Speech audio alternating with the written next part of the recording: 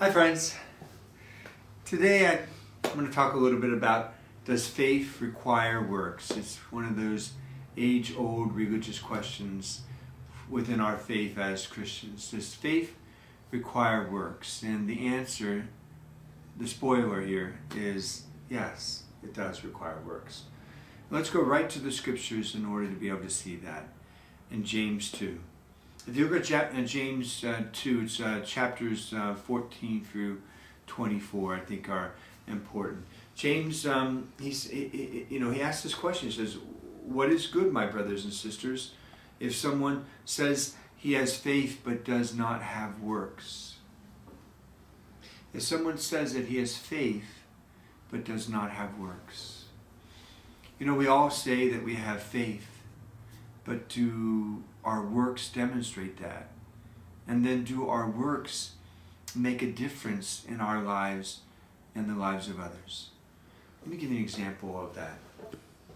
I was just talking to a friend of mine recently, and she and her husband and a whole group of their friends from the parish here at St. Francis, they went to Unveiled, which is a healing conference on marriage. Healing and really how to thrive in a marriage too. So it's for couples that are all over the place in their marriage, but just they want to thrive.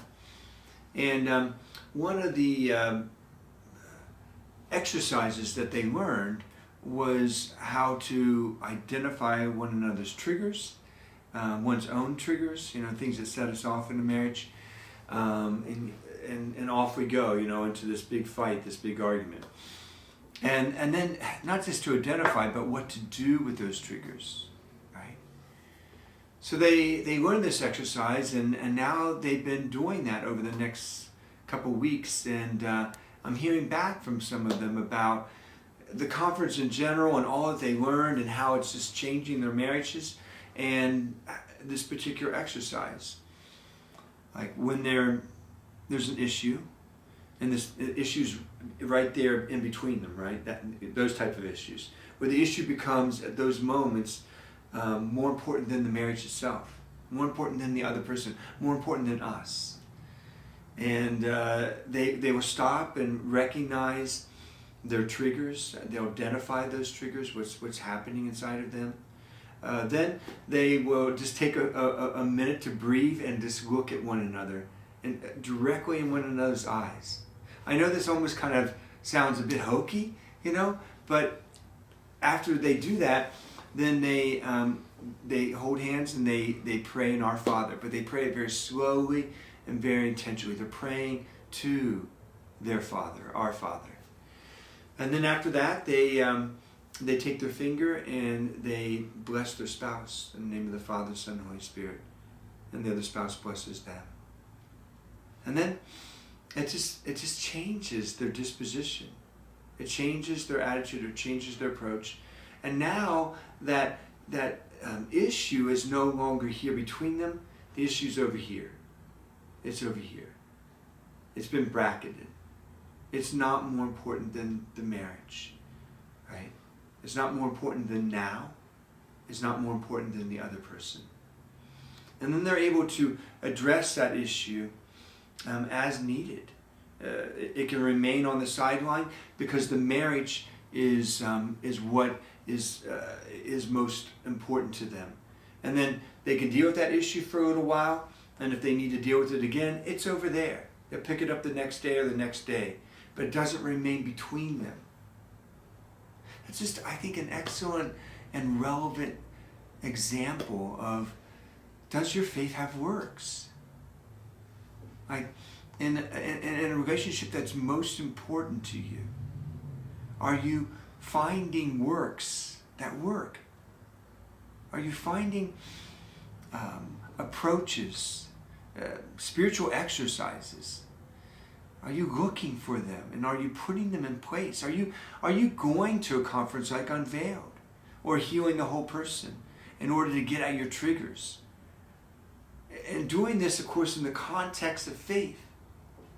And then learning something new in the context of faith that employs the faith and allows the faith to do its work. And in this case, to do the work of marital love. Because marriage, of course, we know, is all about helping one another get to heaven. Well, what are we bringing into the marriage that is helping one another get to heaven? Rather than from day to day going into an entirely different type of work. The work of just dealing with the other person. Learning to tolerate the other person. Learning to avoid the other person. Running to other things in order to get away from the other person. So I think this is something of what the Apostle James is talking about. If someone says he has faith but does not have works, if we don't have the works that go along with faith, then faith is not affecting our lives and not affecting the lives of other people. Listen to what else he says here. He says, you believe in that God is one.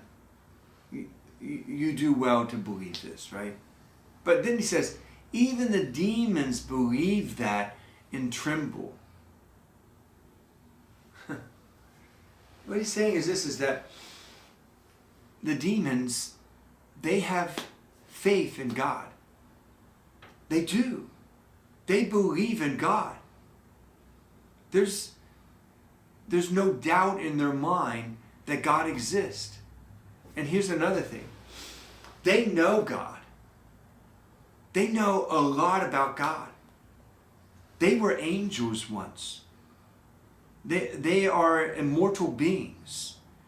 At some point in eternity, God created them. And they were with him for eons. So they know him. Then, in their pride, they thought they didn't need him, or they didn't need to follow him. We're not going to get into that whole discussion, but they fell from the Lord. They separated themselves. These are fallen angels who know God. In fact, they know God better than you and I know him. They can quote the scriptures. They know it like the back of their hands. But they don't trust him. They don't trust God to guide their lives. They don't trust God and his unconditional love. They don't trust God in their relationships. They don't trust God to save them. They don't trust that God is more than them and can give them more. I don't know if any of this sounds familiar, but it sounds a little bit familiar like you and I sometimes in our lives. Where we believe in God, we go to church on Sunday, we say our prayers, we have our devotions, we listen to the Bible in 1 year, we have our favorite podcast, and so on. Whatever it is that we're doing in prayer and worship, right? But that's not enough, St. James says. Where's your works? Meaning, do we also trust in him?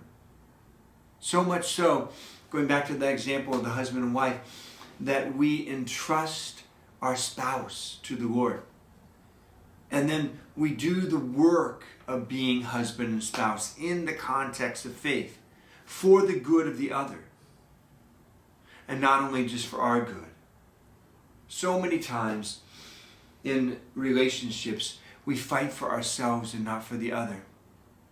We fight for ourselves and not for us. And where is God in the midst of that? When we act like that? God is always about the other. God is always about us. The cross shows us that God is not about himself. And yet we say that we believe in God and we have faith in God. Then show me the works, is what James is saying. He also says this. He says, indeed, someone might say, you have faith and I have works.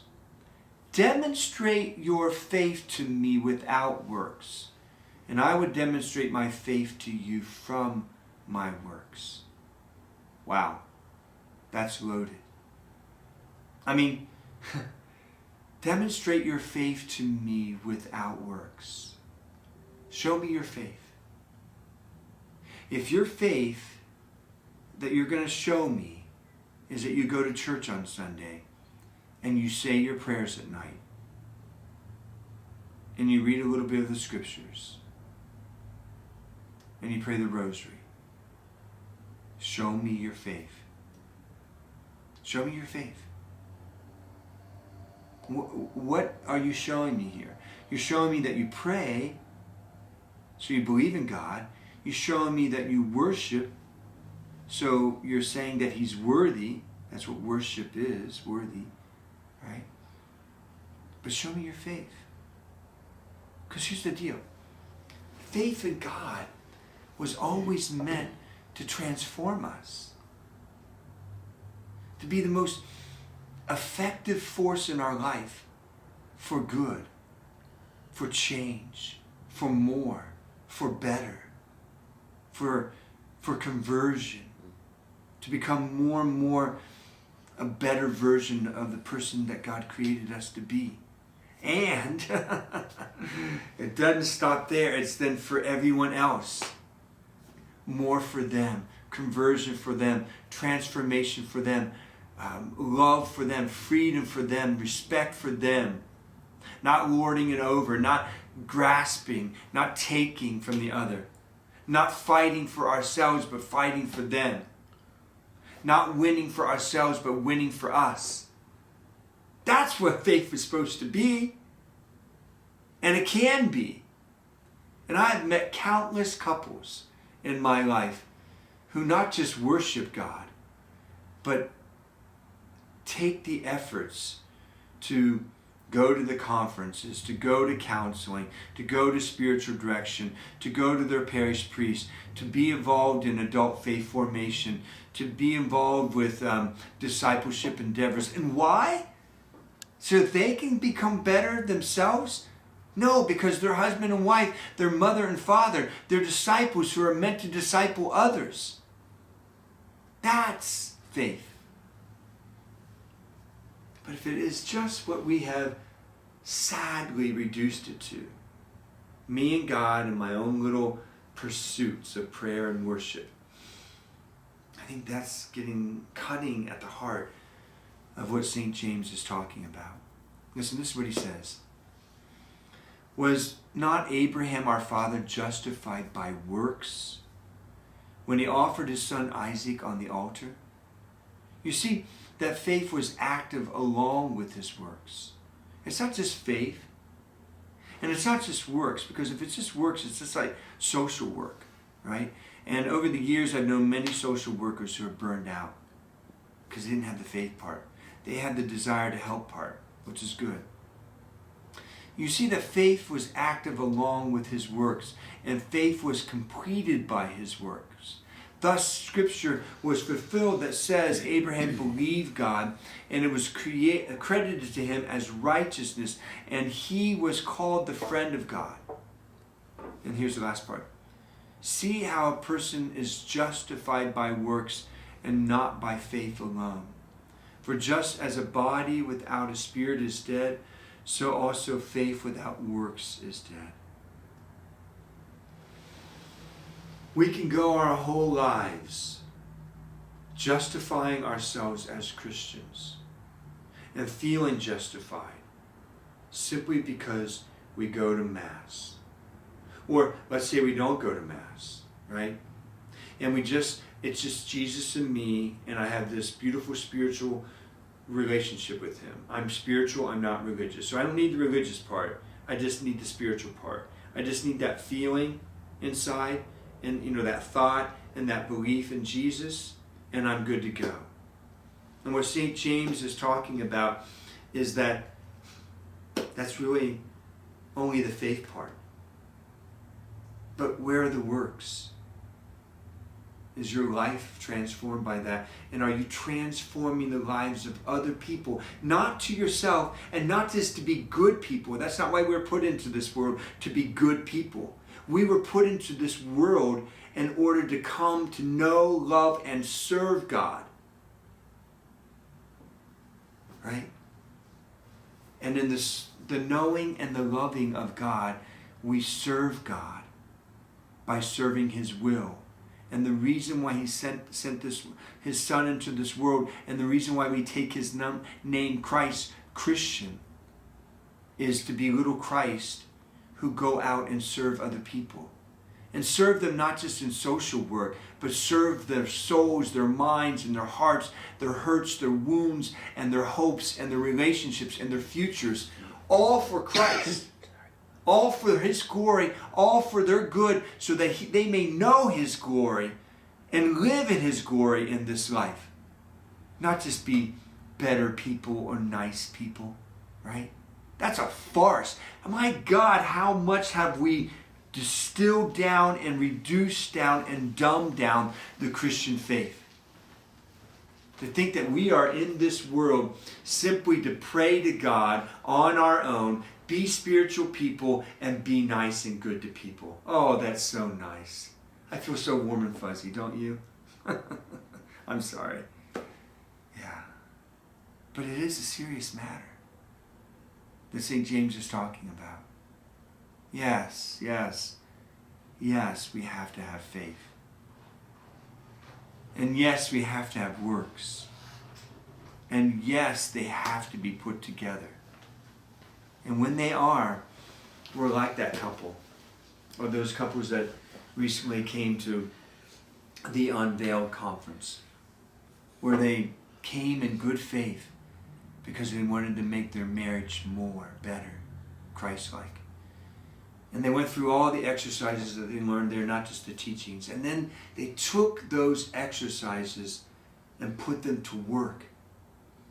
And it is transforming their marriages because of faith. And it's bringing dead bodies back to life again.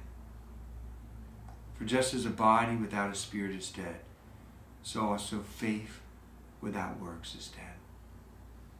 And so are all the things that are important to us in this life. Till next time, friends.